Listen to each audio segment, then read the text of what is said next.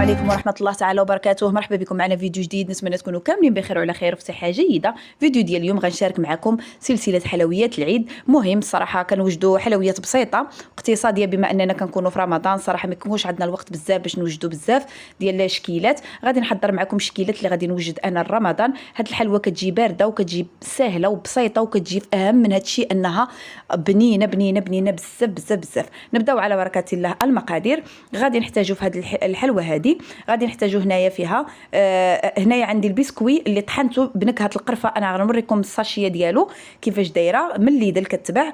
مهم انتم استعملوا اي بسكوي عندكم. انا خديت هذا اللي فيه نكهه القرفه، فطبعا اكيد من غادي يكون من السم غادي يعطي مذاق احسن. ثم تقدروا تستعملوا اي بسكوي عندكم متوفر في الدار. المهم هذه اللي طحنتها، ما طحنتهاش كامله غير نص الباكيه. هنا خديت هذا البسكوي هذا باستا حتى هي طحنتها. المهم هذه اختياريه، انا ضفتها.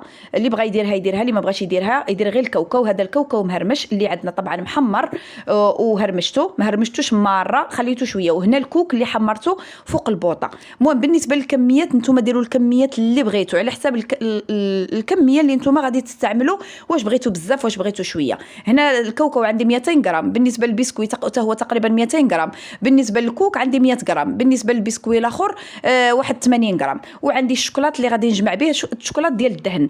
انا فضلت نجمع بالشوكولات الدهن باش كتجي اقتصاديه ماشي بنيستلي. اللي بغى يجمع بالكراميل يجمع حتى بالكراميل. انا جمعت غير بهذا الشوكولات هذا طبعا لانه اقتصادي كيجي على نيستلي، لان نيستلي طلع الثمن ديالو بزاف بزاف. فصافي كتخلطوا هذوك المكونات كاملين مع بعضياتهم، كتجمعوهم بهذا الشكل هذا، كتخلطوهم. وغادي نبقى نزيد الشوكولات شويه بشويه ونجمع به. صافي من بعد ما خلطتهم مزيان كيتجانسوا مع بعضياتهم، غادي نزيدوا شوكولات ديال الدهن. كما قلت لكم اللي بغى يدير نيستلي يجمع بنيستلي، الحليب بوحدو بغى يجمع بالكراميل اللي متوفر عندكم في الدار. فانا عندي متوفر هاد الشوكولات، غادي نجمع غير بالشوكولات ديال الدهن. كتوجد بسرعه، خصوصا اننا في رمضان كنكونوا مشغولين مع الوجود.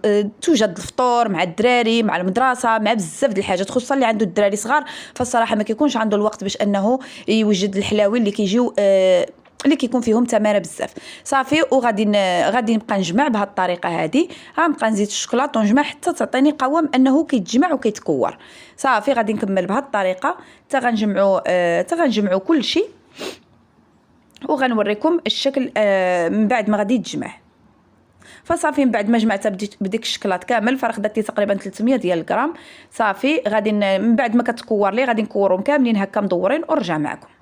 صافي من بعد ما كورتهم وذوبت الشوكولاط ودرتو في ليمول السيليكون ودخلتهم للثلاجه. ما بغيتش ندير معكم هاد المرحله، راه باينه انكم كتذوبوا الشوكولاط وكدهنوه في المول كامل من الجوانب وكل شيء وكتدخلوها للثلاجه. غادي نبقى نعمر، فباش ما يجيش فيديو طويل الصراحه ولضيق الوقت ما بغيتش كاع نصور معكم هاد المرحله، راه باينه كل شيء كيعرف يديرها. صافي غادي نكمل بهاد الطريقه هذه اللي كتشوفوا، نعمرهم كاملين ونرجع معكم. من بعد ما عمرتهم كاملين غادي ناخذوا الشوكولاط اللي ديجا ذوبنا، وغادي نعملوا الطبقه الاخيره بالشوكولاط. اللي بغى يعمل الشوكولاط الكحل يديروا، انا عملت هذا بالحليب على حساب العيال كيعجبهم بالحليب. واللي بغى يعمل الشوكولاط الابيض يديروا، كل واحد يدير الشوكولاط اللي بغى. وغنوريكم الشكل الثاني اللي درتو انا، ما درتلوش كاع الشوكولاط، خليته غير كويرات وفنتو في الكوك. انا بالنسبه لي عجبني ديال الكوك احسن من الشوكولاط، لانني ما عنديش مع الشوكولاط بزاف وما عنديش مع الحلاوه بزاف. فالوليدات الصغار طبعا كيعجبهم الشوكولاط، ولكن انا عجبتني انني نفندا غير في الكوك. غادي نكمل بنفس الطريقه وندخلهم للفران عفوا الثلاجه يجمدوا مزيان للطبقه الاخرى. وهنايا خديت الكويرات غنعملوهم بالكوك وغادي نعملوهم في الكويرطات. فبالنسبه لي كما قلت لكم انا عجبتني هذه ديال الكوك، جات غزاله غزاله غزاله. واللي عنده مع الشوكولاط كما قلت لكم بزاف طبعا غادي تعجبو الاخرى.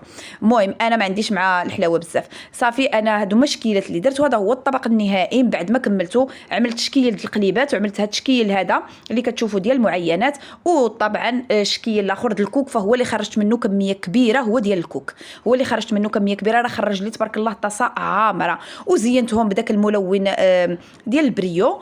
وبالنسبه للتزيين كيبقى اختياري. وهادو عملت فوق منهم واحد خطيطه ديال الشوكولاط. فراه كيجيو رائعين غزالين هاد الحلوى وسهله وما كتاخذش منكم وقت طويل. غادي نفتح معكم وحده وغادي تشوفوا الشكل ديالها من الداخل، راه كتجي روعه. الفيديو ديال اليوم يكون نال الاعجاب ديالكم، وما تنساوش تخليو لنا تعاليق وتعملوا لي لايك الى عجبكم الفيديو وتبارطاجيو الفيديو مع الاصدقاء والاحباب. وان شاء الله الى فيديو لاحق غادي نشارك معكم وصفات وحدين اخرين ديال الحلويات اللي غادي نعدل في العيد. ماشي كلشي، كاين شي وصفات ديجا عندي في القناه، اللي بغى يشوفهم يمشي غير القناه ويشوف الفيديوهات ديال العام اللي فات، راه عندي ديجا حاطه بزاف ديال الوصفات ديال الحلويات اللي كتستحق المشاهده.